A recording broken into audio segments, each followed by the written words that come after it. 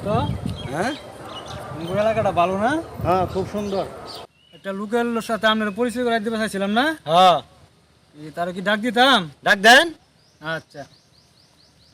ও ভাই, ভাই, তোমায় ডাকছি, আয় একটু, আয়ো।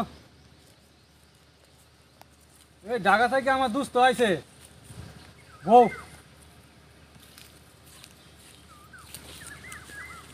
এই যে এই লোক। ও এই লোক। হ্যাঁ, আমার দোস্ত ঢাকাতে আইছে, তুমি একটা গান শুনাও তারে। আচ্ছা তাহলে গান শোনেন। এই দিন সেই দিন কোনো দিন তোমায় ভুলবো না, চলতে চলতে পাবো দুজন স্বপ্নের ঠিকানা, স্বপ্নের ঠিকানা। এ ভাই, তাহলে তুমি যাও, বুঝছো? আমি আলাপ করতেছি তার লগে।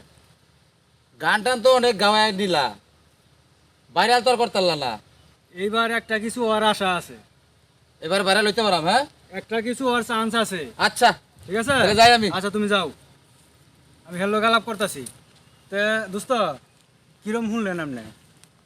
কিরম বুঝা যা? শুনলাম তো ভালোই।